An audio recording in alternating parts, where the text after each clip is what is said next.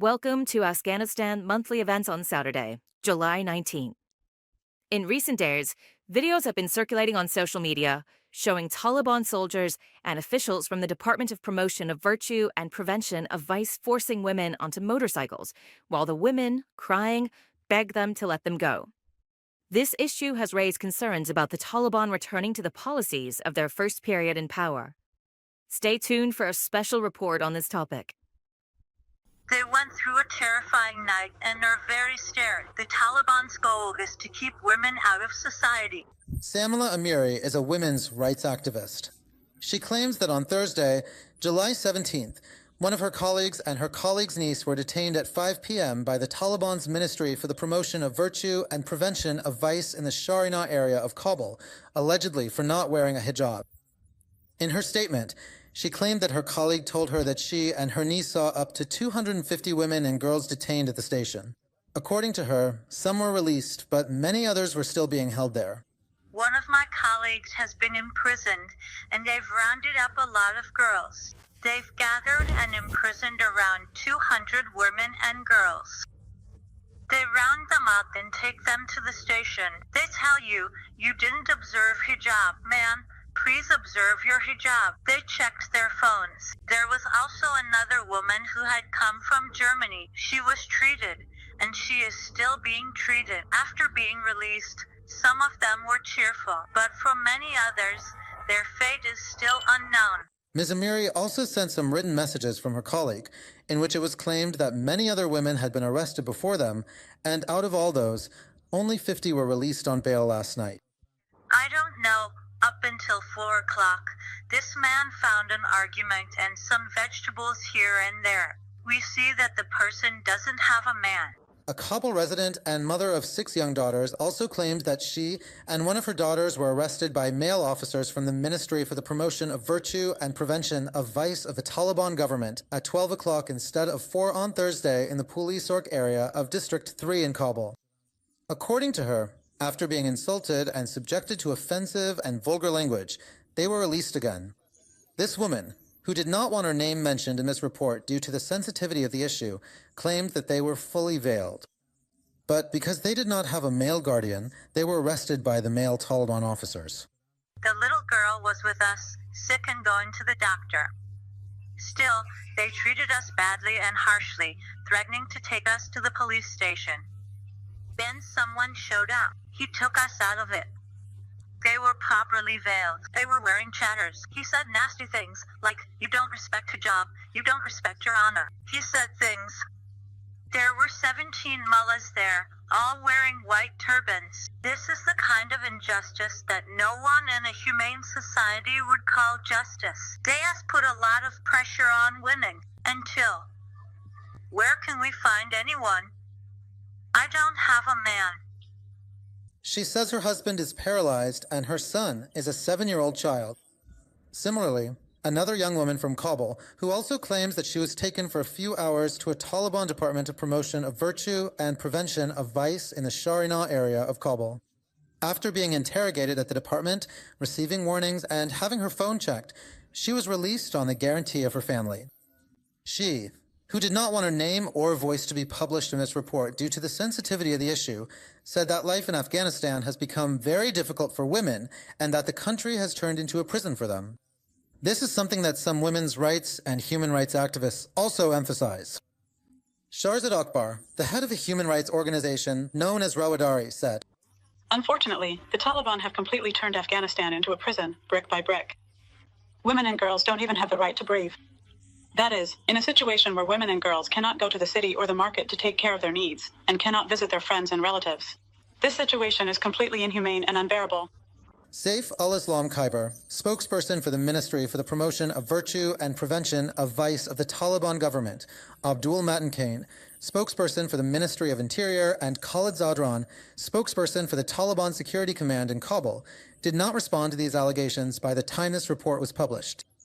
It is worth noting that on Thursday, videos were circulated on social media showing Taliban soldiers and officials from the Ministry for the Promotion of Virtue and Prevention of Vice forcing women onto motorcycles, while the crying women pleaded with them to let them go.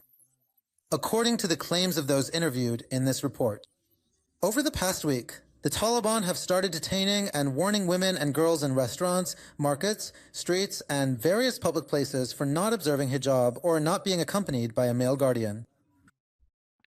At the same time, with the intensification of the unprecedented and widespread expulsion and return of Afghan migrants from neighboring countries such as Iran and Pakistan, the United Nations High Commissioner for Human Rights has warned that this situation constitutes a multi-layered human rights crisis that requires the immediate attention of the international community. Stay tuned for our exclusive report on this issue. As the mass expulsion and unprecedented return of Afghan migrants from neighboring countries like Iran and Pakistan intensifies, the United Nations High Commissioner for Human Rights, or OHCHR, has warned that this situation has created a multi-layered human rights crisis that requires the immediate attention of the international community. In the statement released by the Commission on Friday, July 17th, on the United Nations Relief website, it is stated that many Afghans have been directly forced to return by host countries, while others have been compelled to leave the host country due to threats, harassment, and intimidation. The statement further emphasizes that countries in the region must ensure that returns to Afghanistan are voluntary, safe, dignified, and in accordance with international law. At the same time, a number of migrants who have recently returned to Afghanistan from Iran say that threats and harassment forced them to come back. One of these migrants, who did not want his name mentioned due to the sensitivity of the issue, said in an interview, "We were just sitting and talking. They kicked us out. They said, 'If you don't leave, brother, we'll set your belongings on fire and beat you up.' We were scared, so we gathered our things and left everything behind. They even beat us up a little. After that, we got really frightened." Another returning migrant, who also did not want his name mentioned, said in an interview, "The situation for people in Afghanistan was not good at all, because there was no work. Wherever we went, whether it was factories or workshops where we worked, we would go. They would say, 'We don't hire Afghans.' Sometimes, even when we stood in line at the bakery, the bread wouldn't reach us. He didn't even know how to get around. So in the end, we were forced to return to Afghanistan." Volker Turk, the United Nations High Commissioner for Human Rights, in this statement has called for an immediate halt to the forced return of all Afghan refugees and asylum seekers, especially those who, according to him, would face the risk of prosecution, arbitrary detention, or torture if they return. In the OHCHR statement, expressing concern about the return of women and girls, journalists, and former employees of the deposed Afghan Republic, who, according to the statement, are vulnerable to retaliation and torture by Taliban authorities, it is stated that this is a blatant violation of the fundamental principle of international law, namely the principle of non-refoulement. According to information provided by this organization, in the past approximately 7 months, more than 1.9 million Afghan migrants have returned to Afghanistan from Iran and Pakistan, of which over 1.5 million were sent back from Iran alone.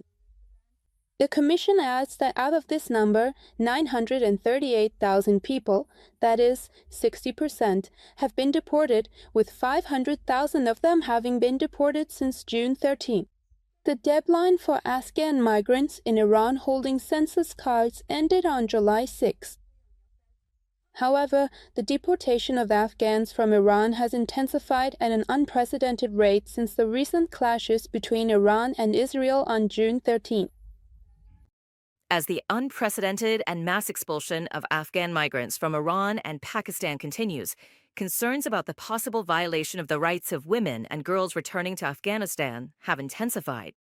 Women and girls who are fighting to reclaim their lost rights and who had fled to Iran and Pakistan either out of fear of being imprisoned by the Taliban or after being released from Taliban prisons are now worried that upon returning to Afghanistan, they will be identified and killed by the Taliban.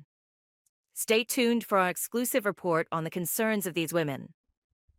As the unprecedented and mass deportation of Afghan migrants from Iran continues, concerns about the possible violation of the rights of women and girls returning to Afghanistan have intensified.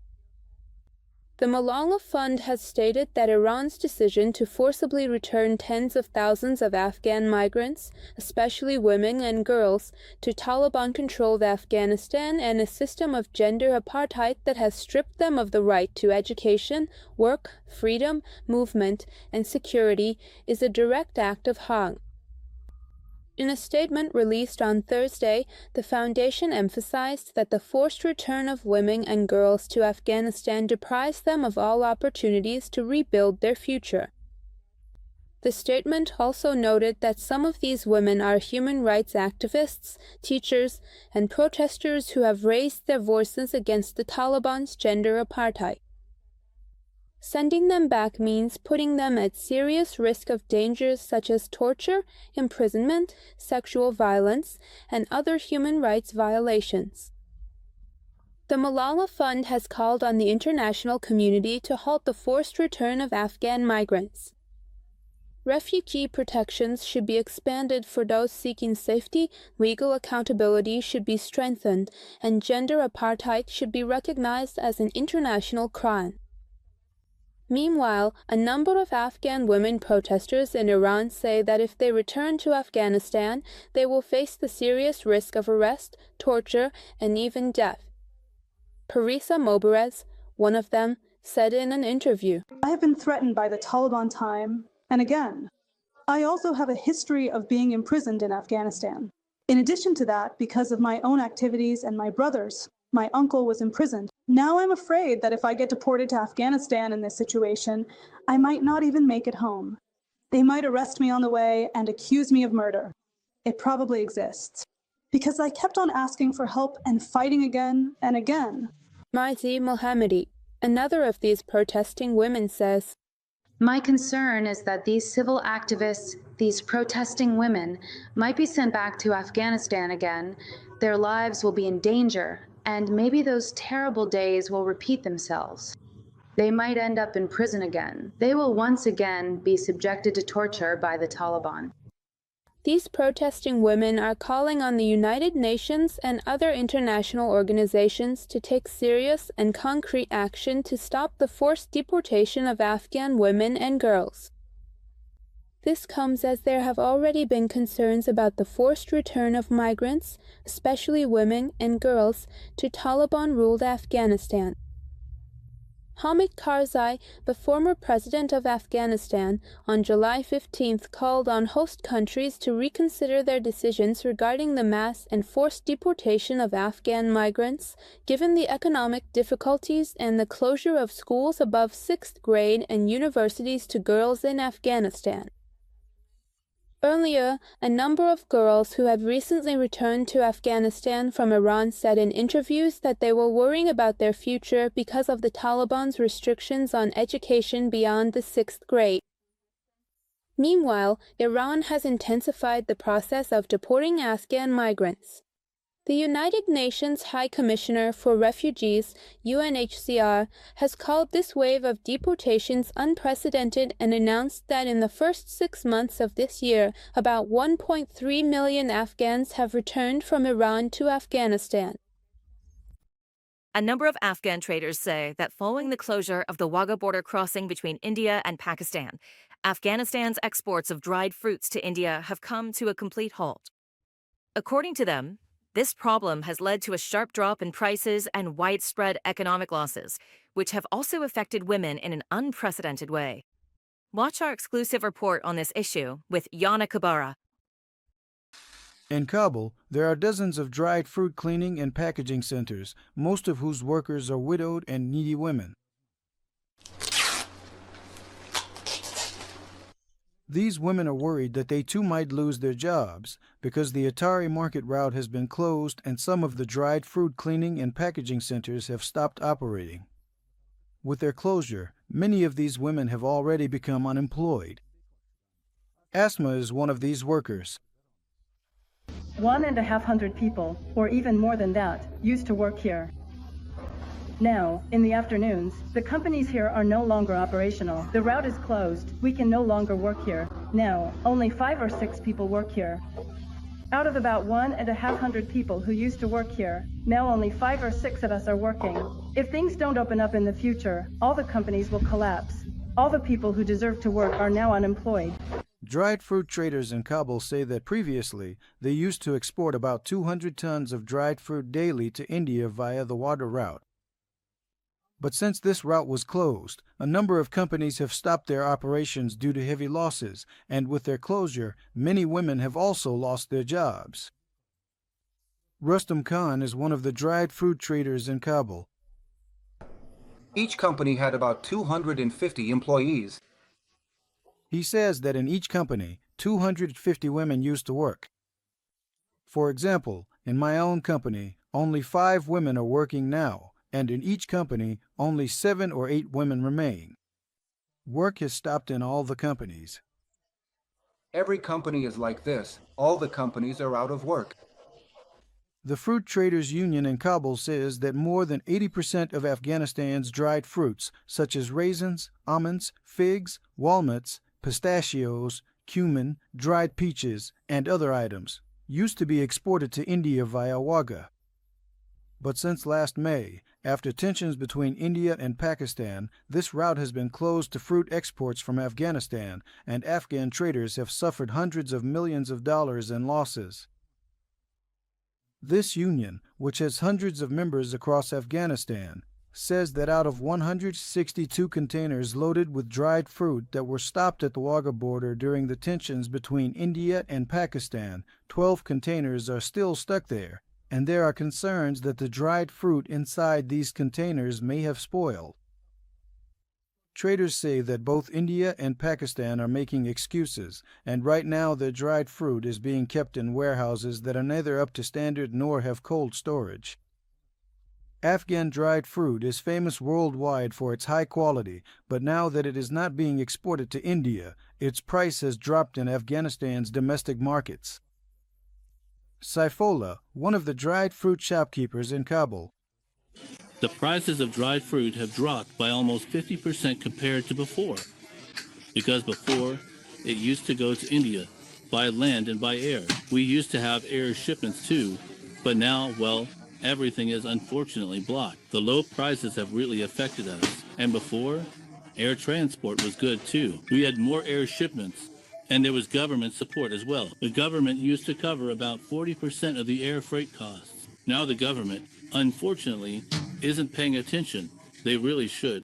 The Dried Fruit Traders Union says that the livelihoods of thousands of underprivileged women and many others depend on this industry.